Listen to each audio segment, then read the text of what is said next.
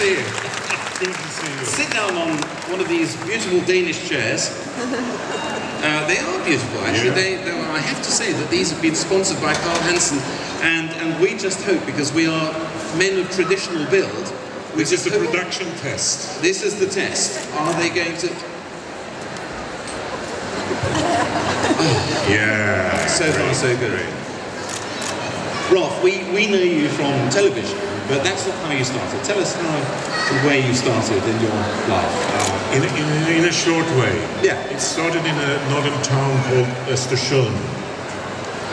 Östersund, in the north of Sweden, where it was a young amateur that was really addicted to two things, ice hockey and theater. There was where it started. Ice hockey? Yeah, ice hockey. Do you play? I played. Yeah. Wow. A slow... Really? Yeah. Can you elaborate? Of course, it was girls who was doing the theater, and they asked me if I could join the group, and I said yes. Yeah. That must have been very hard. Not so. What were your opening roles? How old are we talking about? How old were you when that happened? Well, actually, it started actually like a very nice story, because I didn't like the school when I was a kid, about already from 9 years old. But I have a very good Swedish teacher who said, okay, you don't have to be in the lessons in Swedish. If you go away and write a piece of theater and play it for us. Yeah. And we said yes. And then we went away and write this piece of play and then perform it for the others. Actually, it was a very good Swedish lesson, but yeah. So you start off as a schoolboy, Yeah. but that's that doesn't necessarily lead you into the profession. How did you get the break into? Yeah. Actually, that was really further on. There's a small village outside Östersund that is called Leeds, and this was during the 70s, and there moved an international theater group, an experimental theater group with actors from Poland, USA, England, everywhere. Yeah. And I joined there. I went up to live with them, and we have something what we call in Sweden like the dream to be in the circus. It was another way of living, just to be in the theater all the time. So that was the thing that I had to try this. And what's the first role that you remember? As a professional? Yeah. You will meet a Swedish play, I think. It was just a servant first. Okay. Yeah. And how do you develop a career in the theatre? I went to the free group, and actually there was one of my first roles, Puck, in Midsummer Night's Dream. Now I read this, Yeah. and I'm glad to hear it from your lips, because when I saw that Rolf Lassgård played Puck in Midsummer Night's Dream, I thought, this doesn't fit. Yeah. You're a big man. Yeah. Puck is a very small person. Yeah. And they must have had fun. You must have had fun with that. I had really fun with it. And then, of course, that was the idea, to have a big guy. And actually, it is in Shakespeare's script. Puck is also called Robin Goodfellow. The story of Robin Goodfellow, who is a guy who could turn into everything. He's a shape changer. Yeah. Of course, Scandinavians are famous for shape changing. Yeah. Right back into Thor and Loki and Odin. Yeah. Shape changer. And of course, that's what an actor is. You are a shape changer. Yeah. Which is your favourite shape that you've changed into? Which is your favourite role from that era? From that era, actually, it is from the theater, it is Hairspray, absolutely. I know when you get a telephone call from a guy that says, I'm the director of Hairspray, would you like to play the mother? You realize that you will never get that call again. You have to think very serious about it. I'm amazed. Yeah. Now, Hairspray, hang on, I've got to get my head around this. You played the mother of that. Yeah. Okay. Now, this is a cross-dressing role. Absolutely. And had you done any cross-dressing, amateur or professional, before? This was the first time. Okay. Yeah. I once, in the 60s, you know, when the Beatles came, and it was this thing with the high heels for guys. Ah, yes. Without my mother should know anything, I borrowed her shoes with a small heel. That's the only woman dress I have. I was going to say, that's the only female you didn't sneak into the underdrawer. No. No, okay, so you, my goodness, how do you get yourself into a role like that? Do you try to be womanly whilst you're building up to the performance in the rehearsal days? I think I started from the outside to go to the inside. I started with a high heel training. High heel training? Yeah. How high is high heel? We started on 4.5 centimeters, and then we stopped at 7.5. 7.5. Yeah. Now you're not a small man, are you? No. So to add another 7.5 centimeters to just over, with the wing, just over 2 meters. and how long did you play in that role? For 1 year. Did you sort of find it difficult to adapt to normal life after 1 year? It was my most enjoyable time my whole year. I have a colleague, a woman actress, who said, Rolf, you can be together with the guys in the dressing room. You must be in the woman dressing room. Yeah. And I said, okay. Yeah. That was tough, wasn't it? My goodness. But this has been very fun. Let's find something else to do.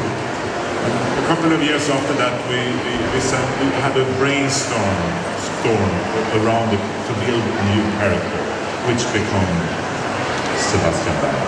And he is what we call a profiler. Yeah. And I mean, to be a profiler, as far as we understand, you really have to have a very, very dark mind. Do you? Yeah. Do you have a very dark mind? No, I don't have such a. I like to play with dark minds. Yeah. Well, the thing is, this Nordic noir. Yeah. This is a new concept. It's such a great word. Nordic noir. It's very nice. And I wonder, playing these parts, when you go back home, I mean, to your family, do they ever say, "Oh, stop it, Daddy, stop being blah"? Come on, let's have a bit of Rolf. Is there a problem you managed to shed that skin? I think it's no trouble. It's no problem with it's that. Not. No. Okay. Well, tell me about your family. Give me a little bit of. Actually, the only problem I had was the hairspray, because the movements you have to get into as a woman. Yes. That they had a way to keep on going inside. I mean, for example, after 1 year as a woman, I was standing in the street waiting for the green light, and I was only standing as Rolf, and suddenly I saw that, but suddenly with my legs a little bit like that, and I was really afraid, because it was 1 week before we should start the Sebastian Berman shooting. So I begged the guys to have one person in front of the monitor and watch and see if any movements from a woman goes into the Sebastian Berman character, but because that had been a catastrophe. I mean, and that also happens that my son said, "Daddy, stop this woman thing." I mean, you could have turned that into a gay Sebastian. Well, look, fantastically interesting stuff. Now we're going to open up to the floor, because I'm sure that there are lots of people here who want to ask questions. The daughter has the roving microphone, so if you have a question you want to ask, put your hands in the air, and we'll see what we can do with it. Okay, there's a question right at the front. Hello, first I'd like to thank you for all the nice movies you made, because we had a lot of fun watching them. And you told in the beginning that you went to the theater because of the ladies. Yeah.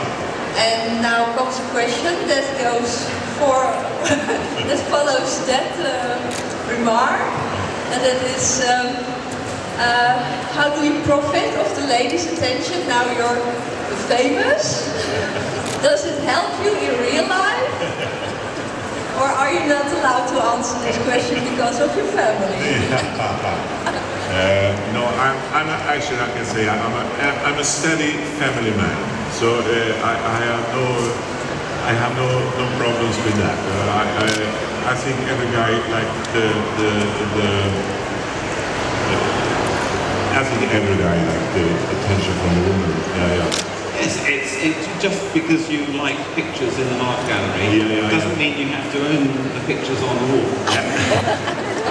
And I think also they are the strongest audience, both for theater and film. So I think very much women watch. You appeal to the woman in me. Yes. You know, we Scandinavians are sensitive souls. Yeah, but it's a good question. But the answer is, of course, you're an actor. Yeah. That's it. It's the, you put it on and you take it off. It will only be shown in Germany. It's a comedy in Germany.